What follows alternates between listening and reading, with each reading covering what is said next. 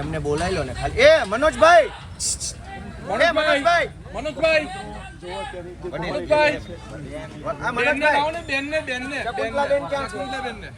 આવી જાય એટલે બધાને માહિતી આપી દે બેન. ભાઈ થોડો રસ્તો કરજો બેન, બધા સાઈડમાં હટી જાઓ.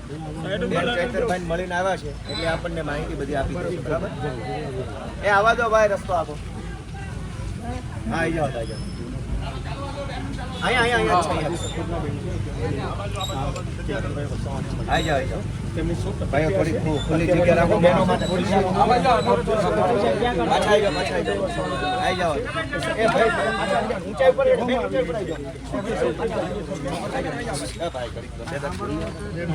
હાલો બેન, બધાને સંદેશ આપી દો સમાજને. થોડા પાછળ કરો. હા, તમારી રીતે બધાને જનતાને કહી દો આપણે શું ચર્ચા થઈ સાહેબ સાથે. બરાબર, હવે અંદર જવા માટે આપણને બધાને ખબર જ છે કેટલી ઝપાઝપી થઈ છે. પછી ગોપાલભાઈ ને મનોજભાઈ આવ્યા પછી અમને અંદર બોલાવવામાં આવ્યા. ત્યાં અંદર ગયા પછી મોબાઈલ જપ્ત કર્યા અમારા. તો વકીલ સાહેબે દલીલ કરી કે તમે મોબાઈલ જપ્ત કરો છો એ આરોપી છે, તો તમે મોબાઈલ જપ્ત કરો છો તો પોલીસ કર્મીની આ ભૂલ છે. કે હવે અમે પતિને મળવા માટે અંદર ગયા તો અમારા મોબાઈલો લેવાની જરૂર હતી એ લોકોની, છતાં પણ એ લોકોએ અમારા મોબાઈલો લઈ લીધા. વકીલ સાહેબે કીધું આપણે અંદર બેસીને ફરી પાછી આપણે વાતચીત કરીએ. ત્યારે પછી પોલીસે અમને પાછા મોબાઈલો આપ્યા. પછી અમને મળવા માટેનો ટાઈમ આપ્યો. સાહેબ સાથે બેઠા, અમે વાત કરી. અને નર્મદા પોલીસ અહીંયાથી બરોડા મોકલે છે. કેમ કે આપણી બધાની બીક લાગે છે નર્મદા પોલીસને કે પોલીસ સ્ટેશનનો ઘેરાવો કરશે એવી રીતના અહીંયાથી બરોડા મોકલે છે. એટલે આપણે બધાએ બરોડા જવાની પણ તૈયારી રાખજો, કેમ કે આપણે બધાએ બરોડા પણ જવાનું છે. એ લોકો આપણાથી ડરે છે એટલે આપણે ડરાવાના જ છે. અને એ લોકો આપણને લાઠીચાર્જ કરીને બીવડાવે છે ને આપણે કોઈએ બીવાની જરૂર નથી. આપણે જેલ ભરો આંદોલન પણ કરવા તૈયાર જ છે. એટલે જ્યાં સમગ્ર ગુજરાતમાં જ્યાં ચૈતરભાઈની જરૂર પડી હતી ત્યાં ફેમિલીને છોડીને ત્યાં આવતા હતા લોકોના પ્રશ્નો સોલ્વ કરવા માટે. એટલે મને મારી ગુજરાતની જનતા પર પૂરો વિશ્વાસ છે કે આજે ચૈતરભાઈને તમારી જરૂર છે એટલે તમે બધા અમારા સાથ સહકારમાં આવશો એવી હું આશા રાખું છું. અને અત્યારે એમને બરોડા જેલમાં લઈ જાય છે, પાછળના રસ્તે લઈ ગયા અને એ પણ પાછળના રસ્તેથી લઈ જાય છે. કેમ કે આપણે અહીંયા બધા ઊભા છે મળવા માટે, એટલે એ લોકો પાછળના રસ્તેથી લઈને બરોડા સબ જેલમાં લઈ જાય છે. તો મેન દર્શક મિત્રો, ખાસ કરીને વાત કરવામાં હું વડોદરાથી સ્પેશિયલ અત્યારે આવ્યો છું. ઇઝ એ મીડિયા તરીકે નહીં, એક માણસાઈ તરીકે. કારણ કે મને ખબર છે અત્યારે કે ચૈતરભાઈ વસાવા જે છે અત્યારે તે સાચા માટે લડાતી છે. તમે સમજો સાહેબ, કેસ ઉપજાવી કાઢેલો છે. પોલીસે ચેતરભાઈના 5 દિવસના રિમાન્ડ માંગ્યા હતા, પણ ગોપાલભાઈ ઇટાલિયા અને આપણા વકીલ મિત્રોએ જે રજૂઆત કરી અને આખા કેસની અંદર જેમ નાટક લખતા હોય, સ્ક્રિપ્ટ લખતા હોય એવી રીતે FRI લખી છે, ત્યારે જજ સાહેબને પણ આ વાત યોગ્ય લાગી કે ચેતરભાઈ ઉપર જે આ કેસ કરવામાં આવ્યો છે એ તદ્દન ખોટો છે. એટલે એમના 5 દિવસના જે રિમાન્ડ હતા એ નામંજૂર કર્યા છે. જે આરોપ લગાવ્યો છે એ આરોપ તદ્દન પાયાવિહોણો છે, એ કોર્ટે પણ માન્ય રાખ્યું છે. એટલે કે સત્યની જીત થઈ છે. રિમાન્ડ નામંજૂર થયા એ આપણી પહેલી જીત છે. હવે પછી આ જે કોર્ટ છે એ કોર્ટ પાસે પાવર નહોતા જે રીતે કલમો લગાવી છે એ રીતે, એટલા માટે કોર્ટે અત્યારે હાલમાં જ્યુડિશિયલ કસ્ટડીમાં મોકલ્યા છે, જે વડોદરા જેલમાં 2 દિવસ રહેશે. અને 2 દિવસ પછી આપણને ઉપલી કોર્ટમાંથી જામીન 1000% મળવાના છે. અને આપણે એમનું ભવ્ય સ્વાગત સાથે ફરીથી ચેતરભાઈ જનતાની વચ્ચે આવી અને જનતાની લડાઈ લડવાના છે. ચેતરભાઈની સાથે જે રીતે આપ સૌ આદિવાસી સમાજ ગુજરાતની જનતા ઊભી છે, આપણને ગર્વ છે કે ચેતરભાઈ વસાવા જેવો યુવાન આજે ગુજરાતની જનતા માટે લડે છે. એક વખત નહીં, 1000 વખત પણ આવી જેલમાં જઈશું, પણ સત્યને ઝૂકવા નહીં દઈએ અને સત્ય માટે હંમેશા લડીશું. હું ચેતરભાઈના પરિવારને, ચેતરભાઈના તમામ સાથી મિત્રોને અભિનંદન આપું છું કે જનતાની જે લડાઈ તમે લડો છો એ લડાઈ માટે આમ આદમી પાર્ટી ને ગુજરાતની જનતા આપ સૌ માટે ખૂબ ખૂબ આભારી છે અને સૌને અભિનંદન આપે છે. હવે અહીંથી આપણે બધાએ પોતપોતાના ઘરે જવાનું છે. ચેતરભાઈ ઓલરેડી પોલીસ એમને લઈને નીકળી ગયા છે. આપણે શાંતિપૂર્ણ રીતે આપણે ઘરે જવાનું છે અને નવો મેસેજ જ્યારે એ છૂટશે ત્યારે એના અભિવાદન માટે, એમના સ્વાગત માટે આપણે ચોક્કસ ભેગા થઈશું. ત્યાં સુધી શાંતિ જાળવી રાખીશું અને જે સહયોગ થઈ શકે એ કરીશું. દર્શક મિત્રો, ખાસ કરીને વાત કરવામાં આવે તો ચેતરભાઈ વસાવા અને વડોદરા અરે ચેતરભાઈ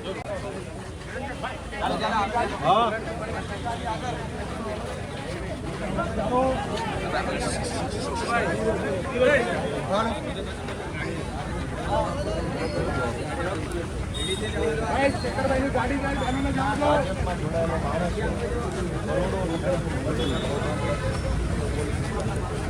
ભાજપમાં જોડાયેલા દારૂ જમીનો પર કબજા કરી લે, ગેરકાયદેસર બાંધકામ કરશે તો પોલીસ નહીં કરે. પણ ભાજપમાં નહીં હોય અને ચૈતર વસાવા હશે, વિરોધ પક્ષમાંથી ધારાસભ્ય પણ હશે, જો અવાજ ઉઠાવશે ભ્રષ્ટાચાર સામે, ખોટું થતું હોય તે અવાજ ઉઠાવશે, જનતા માટે બોલશે, તો મામૂલી કેસમાં પણ પોલીસ એને પકડી અને જેલમાં પૂરી છે. આ ગુજરાતનો કાયદો છે.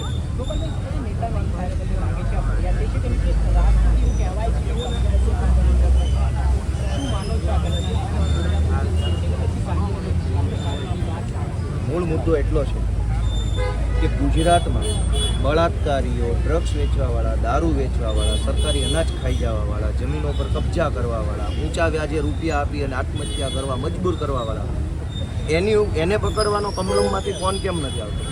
CR પાટીલ કે હર્ષ સંઘવી ક્યારેય એવો ફોન કેમ નથી કરતા કે આ ડ્રગ્સ માફિયાઓને પકડી લો?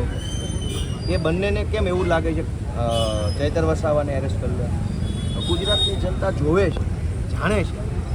જેમ જેમ હવે દિવસો આગળ જશે એમ એમ નવો સારો સહયોગ મળશે. ચૈતર વસાવાને ભાજપમાં પણ લાવવાના પ્રયાસો આવી રીતે કરવામાં આવ્યા હતા. અગાઉ પણ તેઓ કહી ચૂક્યા છે કે મારા ઉપર કેસો કરાવ્યા. મને કીધું કે તમે ભાજપમાં આવી જાઓ તો કેસો પરત ખેંચાઈ જશે. ગુજરાતમાં જ્યારે પાટીદાર આંદોલન હાલતું હતું ત્યારે હાર્દિક પટેલ ઘરથી બહાર નીકળે ને તો પોલીસ એરેસ્ટ કરી લેતા. બધાને યાદ છે, અમે તો હતા જ ભેગા. એક ડગલું ભરે તો કેસ થઈ જતો હતો, જોરથી બોલે તો કેસ થઈ જતો હતો, ખાંસે તો કેસ થઈ જતો હતો. જેવા CR પાટીલના હાથે શુદ્ધિકરણ પ્રક્રિયા કરીને ભાજપમાં જોડાયા તો આજે એના બંગલાની બહાર પોલીસની સિક્યોરિટી છે. એનો અર્થ એવો થયો કે ગુજરાતમાં બે કાયદા છે, એક ભાજપ માટેનો કાયદો અને એક આમ જનતા માટેનો કાયદો. ભાજપનો કાયદો એવો છે કે ભાજપમાં જોડાઓ, બળાત્કાર કરો, ડ્રગ્સ વેચો, દારૂ વેચો, જમીન પચાવો, કોઈ વાંધો નહીં, પાટીલ બચાવી લેશે, સંઘવી બચાવી લેશે. જો ભાજપમાં નથી તો તમે જોરથી ખાંસી ખાશો તો એ પોલીસ તમને પકડી જાય. આ ચૈતરભાઈ વિરુદ્ધમાં આરોપ શું છે? કાચનો ગ્લાસ ફેંક્યો એવો આરોપ છે. કાચનો ગ્લાસ ફેંક્યો એમાં 307 લગાવી દીધું. ફેંક્યો ના ફેંક્યો પછીની વાત છે, પણ ધારો કે ફેંક્યો તો ગ્લાસ ફેંકવાની કલમ કઈ હોય? તો ગુજરાતમાં બે કાયદા છે. ભાજપમાં જોડાઈને બળાત્કાર કરો તો માફ છે, ભાજપની સામે રહીને પાણી પીવો તો ગ્લાસ પકડવાનો ગુનો છે. અચ્છા, જે પોલીસ દ્વારા કાર્યવાહી કરવામાં આવી છે, તમે પોતે FIRમાં જે મુદ્દાઓ નોંધ્યા છે, તો આગામી સમયમાં આ તમે FIRને અલગ મુદ્દાઓ ટાંકીને કહ્યા કે ભાઈ હત્યાનો પ્રયાસ બિલકુલ નથી, તો જે પોલીસે કલમો લગાવી છે તો એને લઈને શું કહેશો? કેમ આટલી ગંભીર કલમો લગાવી? જો એક બે વાત છે, અમે રાજકીય લડાઈ લડીએ છીએ, અમે સરકાર બદલવાની અને સરકાર બનાવવાની લડાઈ લડીએ છીએ. એમાં અમારી સામે કાનૂની પડકારો ઊભા થાય છે. ઘડીક આ લખ્યું, ઘડીક આ કલમ, તે કલમ. જે દિવસે સરકાર બદલાઈ જશે તે દિવસે આ જ પોલીસવાળાના, આ જ અધિકારીઓ સારી કલમો લગાવતા થઈ જશે. આજ બુટલેગરોના હાથમાં ગુજરાતની સરકાર છે. પોલીસે મજબૂરી બુટલેગરોનું માન રાખવું પડે છે. જે દિવસે અમારા જેવા ભણેલા ગણેલા માણસો સરકારમાં આવશે, ચૈતરભાઈ જેવો ભણેલ માણસ, પ્રવીણ રામ જેવો ભણેલ માણસ, રાજુ કરપડા જેવો માણસ, ગોપાલ ઇટાલિયા જેવા વ્યક્તિઓ સરકારમાં આવશે તો પોલીસ સારી કલમો લગાવશે, સાચી કલમ લગાવશે. આજ બુટલેગરોના કહેવાથી ખોટી કલમ લાગે છે. એટલે મારો પ્રશ્ન, તમે જ્યારે અહીંયા આવી રહ્યા હતા રાજપીપળા તો તમને અટકાવવામાં આવ્યા, પોલીસ સાથે તમારી બોલાચાલી થઈ, તમે કીધું કે મને કોર્ટની અંદર જવું છે, તમને જવા દેવામાં નથી આવ્યા. કઈ રીતે જોઈ રહ્યા છો? એક તરફ આપણે લોકશાહીનું કઈ રીતે જોવું જોઈએ? તમે પોલીસને પૂછો ને કે દેશમાં કયો કાયદો છે વકીલને રોકી રાખવાનો? કોઈ વકીલ અદાલતમાં જતો હોય એને રોકવાનો કાયદો ક્યાં લખ્યો છે? કઈ કલમ, શું નામ છે, કઈ સાલમાં કાયદો બન્યો? તમે પોલીસને પૂછો ને, મને શું કામ પૂછો છો? મેં એમ કીધું હું વકીલ છું, હું અદાલતમાં જાઉં છું, એ મારો અધિકાર છે. પોલીસ કોણ છે મને પૂછવાવાળા કે કોના વકીલ છો ને કોના નથી? હું ગમે એનો વકીલ હોઉં. હું આરોપીનો વકીલ છું, હું ફરિયાદીનો વકીલ છું, હું સાક્ષીનો વકીલ છું, હું પંચોનો વકીલ છું. પોલીસને શું લેવા દેવાય છે? એવું કોણે એને હક આપ્યો પૂછવાનો? કેમ પૂછે કોના વકીલ છો? અને અદાલત કોની છે? ભાજપની અદાલત છે કે સરકારની અદાલત છે? અને વકીલ અદાલતમાં નહીં જાય તો હવે ક્યાં જશે? પોલીસ સ્ટેશને આવવા દેતા નથી, મામલતદાર ઓફિસે આવવા દેતા નથી, પ્રાંતમાં ઘૂસવા દેતા નથી, સડકો પર ઊભા રહેવા દેતા નથી, અદાલતમાં જઈએ તો ત્યાં આવવા દેતા નથી. તો જવાનું ક્યાં? બુટલેગરો પાસે? કમલમમાં જવાનું? એ પ્રશ્ન તમે એમને પૂછો કે આ શું હાલે છે ગુજરાતમાં, આ કઈ હદની તાનાશાહી છે? અને જનતાને વિનંતી છે કે જનતા આત્મા જગાડે પોતાનો કે આ શું હાલે છે. ગોપાલ ઇટાલિયાને ગુજરાતમાં કોણ નથી ઓળખતું, છતાંય પોલીસ એવો પ્રશ્ન કરે છે કે તમને નહીં જવા દઈએ. ગોપાલ શું છે? એડવોકેટ છે, વિસાવદરની જનતાએ જનપ્રતિનિધિ બનાવ્યો છે, બધાને ખબર છે, પછી કેવી રીતે રોકવાના? તમને ખબર છે કે ભાઈ એક રાજકીય સન્માનિત બંધારણીય હોદ્દો ધરાવતો વ્યક્તિ છે, તો ગુજરાતની જનતા વિચારે, ગુજરાતની જનતા પોતાના આત્માને પૂછે કે આ ભાજપના લોકો આ શું કરી રહ્યા છે? શું આ વ્યાજબી છે? શું આપણે આવું ગુજરાત જોઈએ છીએ કે જ્યાં વકીલને અદાલતમાં નહીં જવા દેવામાં આવે? તો એ મારી જનતાને અપીલ છે કે જાગો, વિચારો, આત્માને જગાડો અને જુઓ ચૂંટણીઓમાં. ગોપાલભાઈ, અન્ય એક વકીલ પણ કોર્ટમાં આવ્યા હતા, તે દરમિયાન પોલીસ દ્વારા અંદર નહોતા જવા દેવામાં આવ્યા, દંડવત પ્રણામ કર્યા અને હર્ષ સંઘવીને ફોન કર્યો, ત્યારબાદ અંદર જવામાં આવ્યા. એમને એનો અર્થ તો એવો થયો ને કે હર્ષ સંઘવી કાયદો ખિસ્સામાં લઈને ફરે છે. એનો અર્થ તો એવો થયો. એટલે હવે અદાલતમાં જવાનું, સંઘવીને પૂછવાનું. કાયદા નામની કોઈ અસ્તિત્વ નથી. કાયદામાં લખ્યું હોય જવા દેવાનું તો જવા દેવાનું, ના પડે ના જવા દેવાનું. પણ હવે સંઘવીને પૂછીએ ને સંઘવી કહેશે તો જ જવા દેવાનું. એનો અર્થ તો એ થઈ ગયો કે કાયદાનું શાસન નથી, હવે લોકશાહી નથી, સંઘવીશાહી આવી ગઈ ગુજરાતમાં. ચાલો.